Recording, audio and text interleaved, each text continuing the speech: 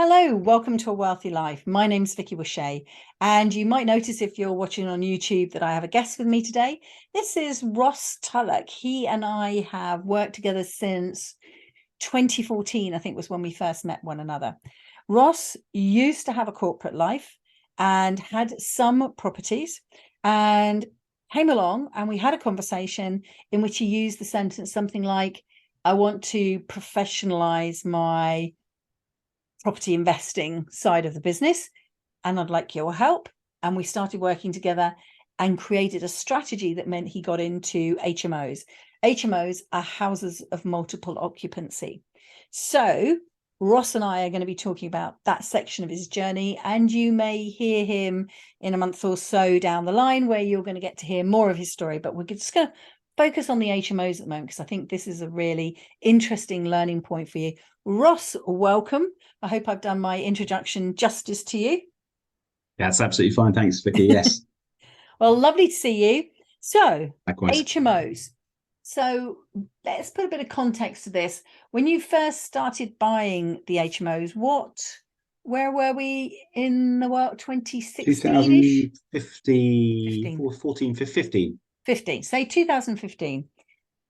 You you live in Reading and you turned your attention to Bracknell. But if we just do that little bit about Reading at the minute. So Reading had started to get more publicity because it was going to be involved in Crossrail. So this was the new train line now called the Elizabeth line that was going to run from Reading to the other side of London and speed up people's journeys. I have to say I was a bit mystified because I think it was only really take 20 minutes off the journey, and yet house prices went crazy over the next 10, well, not 10 years because 2014, let's say the next 6 years, house prices in Reading, I don't know if you agree with this, but it was almost double, wasn't it? I mean, you could get them Yeah. for around Yeah. 250,000 and then they were closer to 500,000. And some of that was being driven by the estate agents, and we won't mention any names, but they were particularly good at flagging up that Reading was an area that HMOs as a model worked. And I think that's probably, if I'm going to put up my first lesson, that was a big lesson for me. That was a warning bell that if all of these people were going to be pouring into an area, at what point does supply and demand go wrong? And I think I might even have talked about the Reading model in one of the earlier podcasts. And there's always going to be a demand for space because the UK is an island and we don't have enough rooms and everything else. But there'll come a point in one area where there are just too many HMOs. And we'd seen it, I think, already in Swindon. Swindon was starting to overheat as an area that was a bit further out. And there was a lot of HMOs there. And then Reading went crazy. So you chose Bracknell. Do you want to start? Why Bracknell? Yeah. I think, I mean, there are a few things going on there. I absolutely agree with what you just said there about Reading. And I'll come back to a point on that subsequently. I think for me, there was a lot of ex-council houses in Bracknell, and I sensed that there weren't as many HMOs there versus Reading. So it just seemed a little bit of a niche market. And I just followed a few other people online who touched on Bracknell, and actually the yields seemed to be pretty good. And I felt that the layout of those properties at that time met my skill level at that time very well. Very much rectangular buildings on typical sort of ex-council houses, rectangular buildings on 2 levels, often terraced, with a garden or back space, with a kitchen diner, and it was quite easy to put a bathroom upstairs and a bathroom downstairs. And whilst the rooms aren't huge there, it felt right. And actually, the turnaround time and the costs of refurbishing a residential into an HMO were pretty cheap. The council have always been pretty chilled, I'd say, about HMOs and allowing people without too many restrictions. Whereas I think in Reading there was starting to be, is it Section 5 rules on student houses, and there would and it just felt, compared to Reading, this is an easier game. So and turned out that way. I remember the first property I bought within, I think, 3 weeks of buying it, the build was finished and I had tenants in there. And so I could, I had a very good relationship with an estate agent across Berkshire, both Reading, covered both Reading and Bracknell and one or two other towns. And, I think probably became a bit of a priority for them as well, which was handy. But I think one of the advantages there was being able to get tenants in quickly in the first place. So I think that's why I chose Bracknell, and I think and the yields were healthy. They were sort of 10 to 12, and I think when I'd been getting, I would say, between 5 and 7 in with a 1-bedroom and a 2-bedroom house in Reading, it just felt okay. This is another graduation up the gears. It's a lot more money without having to necessarily do loads and loads of maintenance. And the cost of purchase, I think that first one was £250,000, and that's for an HMO versus my previous property, which was a flat in a 2-bedroom flat in a new build type of place in central Reading, which was £220,000. Yeah, so let's just do those numbers again. Yeah, so a 1-bed in central Reading in a new build, purpose-built flat was 220. But a 2-bedroom, yeah. Sorry, a 2-bedroom was 220, but a 3-bedroom house, because that's what it was originally, was a 3-bedroom house. It was a 4-bedroom house. 4-bedroom house. Wow, yeah. 4-bedroom house was 250. I've forgotten about 4s. Okay, so there's quite a significant difference, and actually geographically, there's not a huge miles and miles and miles. We're not talking about other ends of the country here between. No. It's still in the same county, just outside to the west. I mean, far west of London, but west of London. I think the difference there is maybe the train lines, in that Reading is effectively runs north of the river and comes into London, whereas Bracknell joins up and comes south of the river and comes into Waterloo. So I think maybe there's that north-south divide, which I don't know holds so true now. Because I think that's true. Yes, it's less so now. Less so much. Bracknell has increased a lot in the last few years, and actually has good access to London. Sorry, do you remember the interest rates? Roughly, what was your mortgage then, do you think? So, for an HMO mortgage, it would have been about, I think, 3.99%, something like that. I was paying. So let's call it 4%. Yeah, so 4%. Whereas now we're probably looking 5-6%. So not astronomically more. But of course, the big difference would be if you were buying now, what would the value on one of those HMOs be now, do you reckon? So that 251, I think, is worth about 375 now. So that's not a giant leap, is it? I mean, it is going to be a significant cost if you were trying to factor that all in. But it's not a giant leap. It's not like it's doubled and tripled and all of those sorts of things. No, I suppose that is 8 years worth of growth.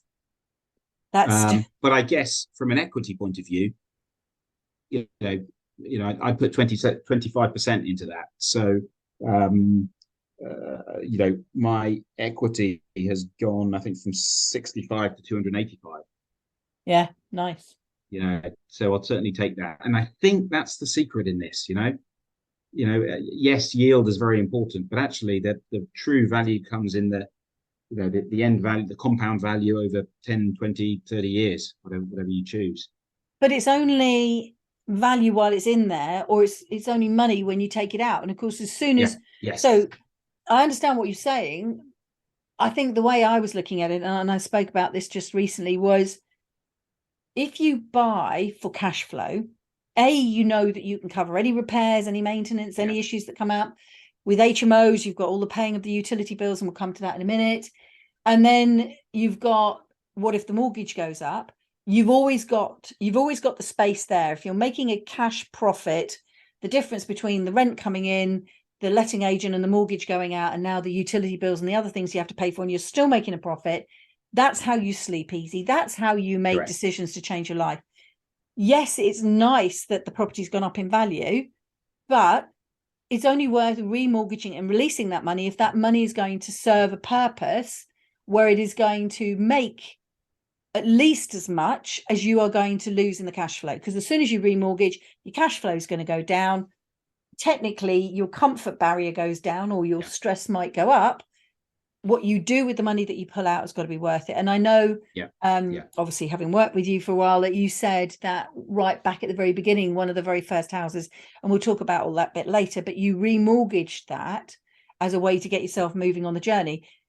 That, when you remortgaged that money and you took out that equity that you'd done nothing for, but the market had given you, you took it out for a specific purpose.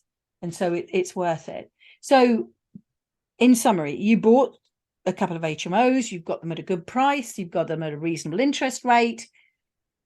I think a key thing here is, call it the geography or the architecture of the house, the layout, where the rooms are that lent themselves so nicely. We had the same thing when I was doing, which was probably around about the same time, because I think this was why we would have been doing the whole HMO strategy together, was I looked very precisely for one of two shapes of a house, a Victorian terrace.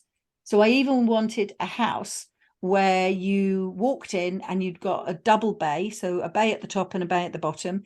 You walked in, let's just say, to the left side, and as you walked down, you had a corridor and you had a front reception, a rear reception, and then the kitchen and a bathroom towards the back, and then you had your 3 bedrooms at the top. And that's how I made my 4 rooms. I had 3 bedrooms upstairs and a room down. And so I made 4 beds, and with that house I was able to split the bathroom that was upstairs, have a bathroom that was downstairs, and make it so that it was 4 beds, 4 baths. The other version was where there was something called a gated alleyway and a flying freehold. And this is where there's a terraced house and there's an arch between the 2 terraced houses to allow access to the back gardens. And it happens every so many houses along the chain. And there's a bedroom above this arch, that's this corridor, and at the front of the house the bedroom belongs to one house, and at the back of the arch the bedroom belongs to the other house. So that's the flying freehold. Not all lenders like to lend on that, but that meant that you went into the house down that alley. So you walked into the middle of the house and you could then turn to the right and have a bedroom at the front. The stairs were in front of you, and then there was the rear reception and the kitchen again. And I knew with that one that I could only get 2 bathrooms in it, 1 bathroom upstairs and 1 bathroom down, so they were sharing. So we had 2 models, almost, I wouldn't say it's large, because obviously you had 6 bedrooms in yours, but a larger 4 bed with 4 bathrooms and a smaller 4 bed with 2 bathrooms. And thinking about who your tenant is there, thinking about how they want to live. Do they want to share rooms? And therefore, what's the value of a room with a bathroom? So in ours, it was very much a student town. Now in Bracknell, you're not in the student town. Reading you would have been, but Bracknell, you're now looking at commuters. What were your thoughts about the way you reconfigured it to bathroom? Because I remember having one very detailed conversation with you. We had this whole project about taking the end of 1 bedroom and putting a bathroom in there. You remember that house? Yes. Well, so with both of them, so one was a 6 bedroom and one was a 5. And the 5 I've kept as is. At the time, my thinking was, okay, let's change a cupboard. So you walk into the front of the house, and it's what was essentially a like the cupboard under the stairs umbrella thing. cupboard. Yeah, that turned into a shower bathroom for the 2 rooms downstairs, and then the main bathroom covered 4 rooms there. Now, subsequently, this must have been about 3 or 4 years ago. There was new legislation saying that the minimum size of a room was X, Y, and Z, and one of our rooms was just a bit too small, frankly.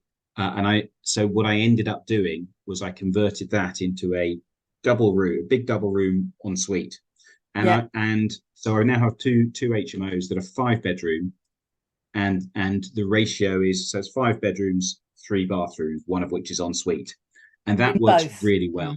Because I think 4 bedrooms sharing 1 bathroom was just it was doable, but it wasn't the nicest experience for all people. Whereas now it's 2 people sharing a bathroom maximum.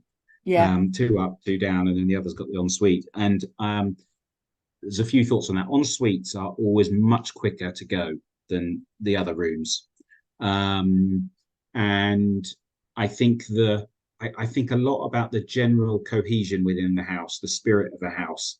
Six people in that particular type of property, I think was a bit too much. It was a Mm, little bit too squeezed. yeah. And so you start to get, scuffed walls, scuffed stairs. I'm not saying, yeah, just more scuff than the norm, I'd say, when it's a sort of small house. So I think I've got the balance right at 5. What that has done is it's perhaps decreased the amount of rent I get, a small amount.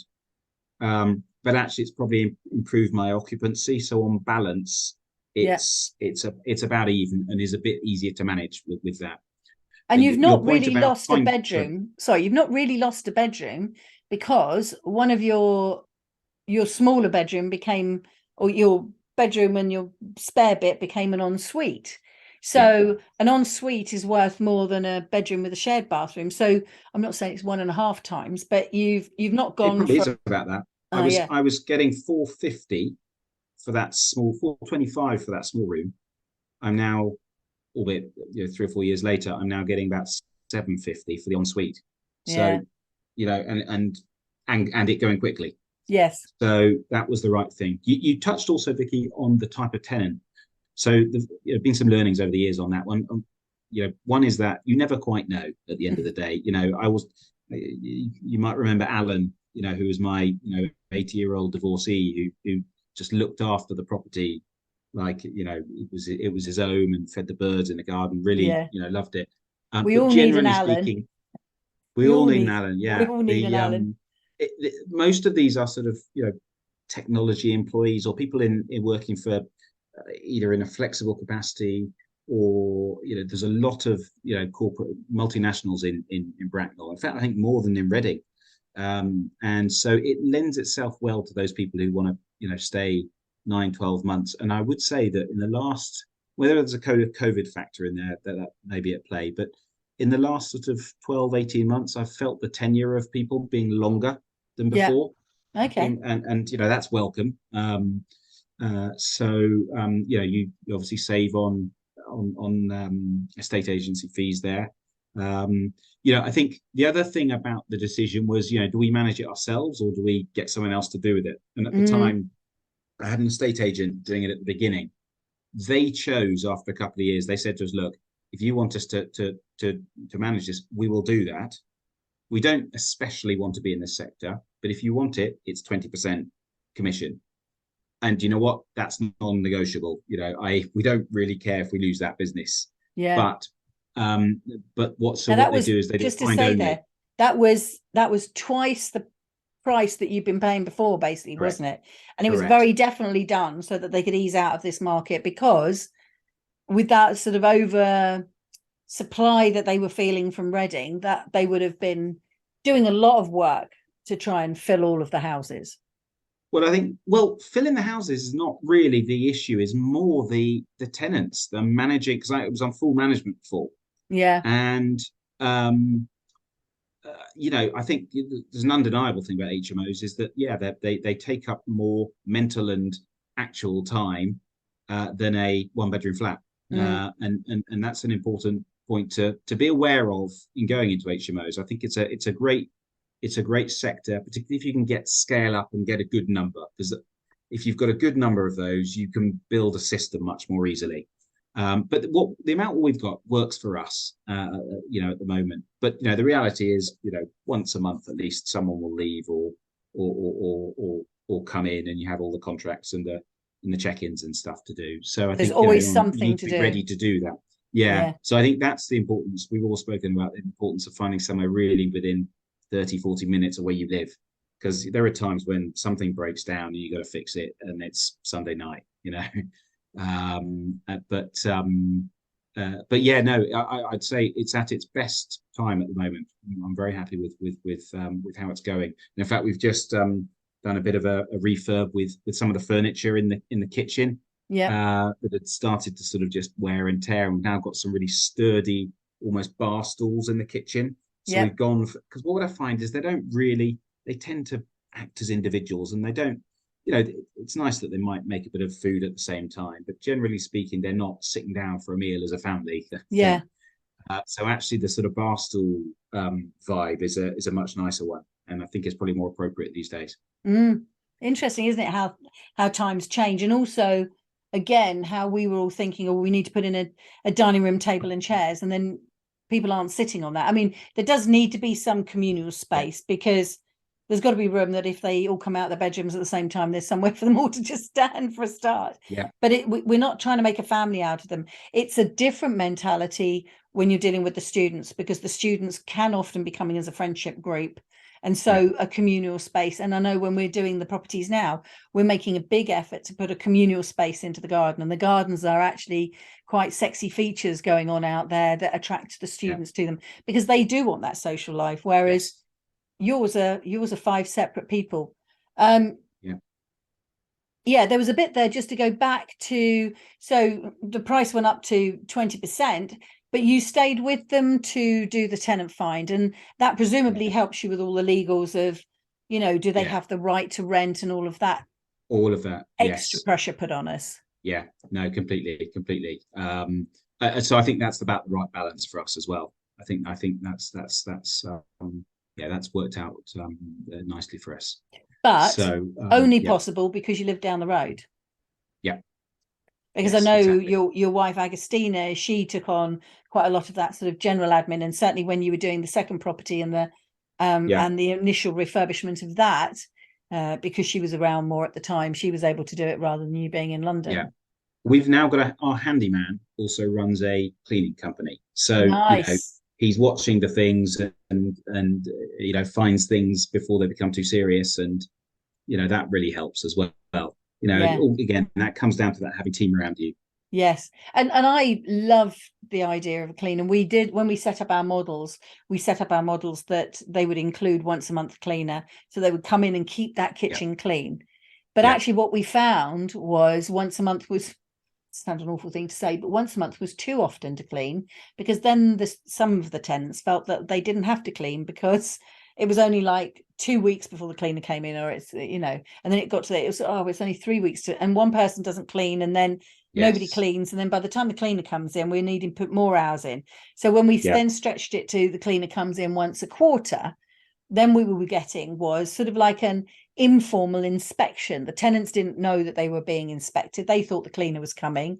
Everything got a really good, not deep clean in that sense, but a deep clean yeah, compared with what it was getting. Everything just got refreshed, all yeah, looked nice again. But we had, inverted commas, that spy who then went, oh, this needs checking, that's a bit wobbly. yeah, And if you've got yeah, that combined into one person, that's yeah. perfect. No, no, no, absolutely. Another interesting, I think, that I suppose is going on and has gone on over the last 3 or 4 years is, look, obviously the government are coming in with regulations, and landlords aren't supposed to like that. But I think I'm actually quite positive about it in many ways, because I think it's professionalizing the landlord space, and I think there have historically been a lot of unprofessional ones, and hopefully the regulation is um, uh, eking those out. Now, obviously, it does have an impact on some of our bottom lines with for example, the not being able to put your mortgage against your tax return, etc. But I'm seeing now in Bracknell there's been a decline in the number of landlords, and so the supply is working in my favour at the moment. And I suppose also with houses, being at a good price, a good number of landlords have sold up, and away they go. And it's not that, it's more of a challenge to get into that market, in Bracknell at least, than when I started, because of that supply demand. But it's important. I mean, it really is important. I've realized, just again, like any business, you've got to be on your system and on the pulse all the time, because last year I wasn't quite there as I was starting my business, but this year I've been, I check everything twice a week, and it's meant that I've got my rents, made the most of this unfortunate inflationary environment we're in at the moment, but making sure it's working for me. Mm. I think it's really interesting, isn't it? So one thing is about the systems and making things work for you, but I think it's also about, as you say, understanding you didn't necessarily use this language, but understanding that this is a business, and that you need to monitor this business, and you can't afford to take your eye off of it. But although it might be harder to get into, and whether we're talking about Bracknell or Reading or Timbuktu or anywhere, because property prices have gone up, what we've got to bear in mind is that property prices are always going to go up. So whether you started with your very first house some like 20 odd years ago, or John Smith or Sarah Smith is starting today, in 20 years' time, Sarah and John will look back and go, well, you know, when I started 20 years ago, we're always going to do that game. But it's about making sure that the numbers work for you, to understand the costs and how they work in your favor, and making sure that you're making a profit that you're comfortable with. Yeah. And that you're creating a product. I think this is maybe the other thing that's come out of it, that you're making a product, which in your case is a bedroom, but you're making a product that your prospective client wants. And so the HMO model that has got the ensuite, where there are ensuite bedrooms and they go quicker, how this is something clearly that is wanted in the market. And so to be aware of that. Now, that's not always going to be a thing in every area. I live in North Surrey, very close to Royal Holloway University, and I would say that the majority of the student houses here are straightforward 3-bedroom, 1 bath, and therefore one of the reception rooms has been turned in. So they're 4-bed, 1 bath, and they're students and they live like that. And they probably would like their en-suites, but they probably don't want to pay an extra 50% more to have that private bathroom. So they'll put up with it. So then if you suddenly created and put all the money into a property to make everything a 4-bed, 4-bath, like I did out in my model before, then you're not going to get the money back. So you've got to know your market. You've got to know your tenant type. Now, you mentioned that yours are basically working people. How are your thoughts? Because, I mean, again, there's a bit of legislation about this, isn't there, that we're not supposed to refuse people on benefits. What do you think about mixing your tenant type? Would you ever put a student or a younger person in with your house group? Do you look at who they are and how they will fit in? Or are you just like, I've tried that and I can't guess it, so I'm just let them go for it? I think you have to I suppose there's a general point about experience on these kinds of things, and but equally there's no black and white on it. You know, are girls necessarily cleaner than boys? Well, I've seen both. You know, for example, I think the key things I'm looking for is, are they in a job that pays them? So I don't tend to take students unless it's being guaranteed by a parent and they've put a good amount of money up front. Yeah. And you know, I wouldn't choose typically to take students just because of the blend. I like to think it's a professional kind of household. I definitely wouldn't take anyone who is being paid in cash. You know, I've had the odd experience with some tradespeople who, you know, actually in week 2, they said to me, "Oh, Ross, can we pay you weekly?" And I'm like, "Oh no." And so I quickly acted on that and we agreed to part ways. I remember those. You know, but equally, I had one person who didn't pay for 9 months, and it was just around the beginning of COVID, and of course, legislation to protect the tenant for all the right reasons came into play, and so I took a big hit on one of my properties, and this guy just didn't pay, and had to go through, you know, lawyers to get my money back, and it wasn't simple. No. But interestingly, actually, in that one, you know, the poor guy had gone through a divorce, and so there was a house there. And that was a really key piece of knowledge when it came to reclaiming my money, because it meant that he had to sign over the recognition that when his house got sold, that money would be paid to me. Yeah. Or give me a compromise payment slightly lower. And so we agreed on that, and away we went. So I think, you know, it's you have to, you know, be slightly kind on yourself as a landlord. You're not going to get it right perfectly, and you know, not everyone's going to gel, but mostly people give each other the space, and I think that works fine. I think that's quite nice. So picking out of it, know your numbers, know your tenant type, but be nice to yourself.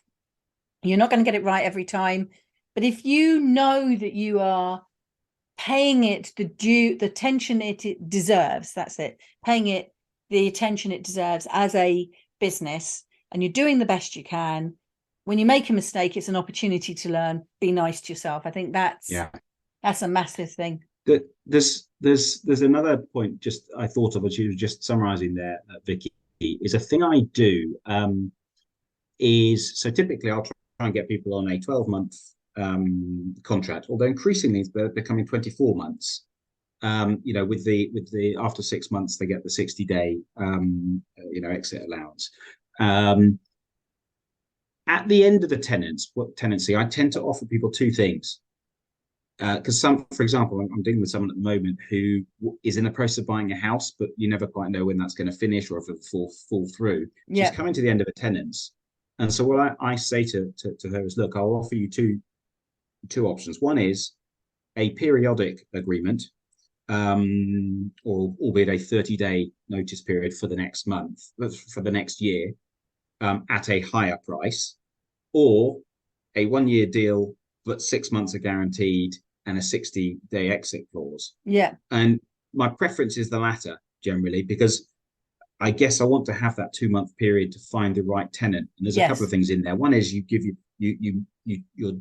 have a better chance of minimizing the gaps, because they do feel there are hollow periods at times of the year that are a bit hard to predict. But also you can say to the previous tenant, look, so what are your plans? But if we found a tenant earlier, would you be in a position to move, or would you even want to move? And I'd say 50% of the time people are in a position to or want to move. And in recent times, particularly as I've been trying to get the rates up, that's been a really helpful tactic in getting to a higher rent price. Nice. And that's making the most of the business opportunity at the moment, I guess, because there'll be other times when that'll go full circle. Yeah, totally. But I think it's also about speaking to people, isn't it? It is a contract, and you are, and we're always pitched like this in the market, aren't we? We're the higher one, in that we're the landlord, we're the rich one, we own the house, and everything's on our side, and we must be nice to the tenant. But actually, I don't think anybody sees it from our side. We're really reliant on that tenant upholding their side of the contract, which is keeping the place decent, getting in an HMO, getting along with their fellow tenants, paying their rent on time, sticking to the things that they promise. So making that an open corridor for discussion, but at the same time, we've still got a contract so that we both know where we stand. I've got the same thing at the moment. I've got a full management with a letting agent. I'm not happy with them, and I'm having the conversation directly myself with the tenant, letting the tenant know that I want them to stay because the letting agent isn't doing their job and getting the contract out right. So we all have these times where, and maybe there's been a changeover of staff in the letting agent. Quite frankly, I don't care if I'm paying you for a service. I want the service to stay at the same level. And they've now admitted that they've gone wrong, and they're going to give me 1 month's management fee back. But it's about making sure that you've got that way to have that conversation with the tenant. Now, with a single let, I don't really have any of those conversations. This is an unusual house that I'm having a conversation directly with a tenant. But with an HMO, I think it's a real bonus there to be able to step in when you need to step in, because you're putting so many more people. It's different when it was a family and there was 2 parents and they had maybe 2 or 3 kids. The 2 parents had to control the 3 kids. Now you've got 5 people. Although you had Alan, your 80-year-old grandparent in there, these are 5 adults that have got to get along together, and worse, they're not related, they're strangers. So keeping that there. No, that's absolutely right. And I think one final point I'd make, Vicky, on this, and you were talking about the product being a bedroom. For me, actually, I see the product increasingly as a living experience. So, investing in having the front of the house nicely patioed. I mean, I'm not saying we didn't spend loads on it, but spent enough to make it look good and low maintenance at the front. So you got the immediate, you always talk to me about the first thing around, what's the front of the house look like? Yeah. We've now painted our doors inside. There's a sort of white and grey mix, so they look slightly different. The bar stools in there, making sure that in the spring and summer the lawn is mown. Obviously the cleaning we've spoken about, and I think all of those things are just the kinds of things that when a tenant has got down to its final two, doesn't know which to decide, helps to lean your way when it comes Yeah. to them choosing. But it's a constant learning. I've still got plenty to learn on it. But I Mm. think it feels like for these two properties, we're in a pretty good state. Excellent. As it stands. Excellent. Well, look, that sounds like a good place to wrap up, because I'm very conscious of your time. I'm very grateful for your time, Ross. I think we're going to need to carry on, because what we haven't done is have the conversation about how you started. So we'll pick that up. But for now, I think this has been well, for me, really interesting, even though I knew quite a bit of the story. Really interesting to sort of get this reflection on how your life as an HMO property landlord has paid out for you. Couple of top tips maybe for somebody thinking about stepping into HMOs from single lets? Be prepared for the work. Be prepared for the work. But if you're someone who's on top of that maintenance and quite enjoys it as well, and interacting with clients, it's great, because there's no denying that the yields can be a lot better. I think, as I said, the that's one. I think the second one is, and I think I might have mentioned this earlier, this whole point about actually where you can really do well is if you have an opportunity to extend, build that extra room in where you can get your yield that much higher, and therefore your total, and also your total rent that much higher, and your equity at the same time. That's when you can really start to get the wheels in motion to then start buying more at a faster rate, or at least if should you choose. While I'm generating, healthy cash flow from this, it's probably not at quite the speed I would have wanted to at the time. Yeah. Brilliant. Well, look, thank you very much again, Ross. We'll speak again soon. My name is Vicky O'Shea. You have been listening to A Wealthy Life with Ross Tulloch, one of my early mentees. We worked together for years, and now not only a professional with a big or a small P, I think a big P, professional landlord, but also business owner. And we'll leave all of that tantalizing so that you can hear about that in the next episode. So thank you very much for listening, and I hope that we've been able to put a little bit more whoosh into your life.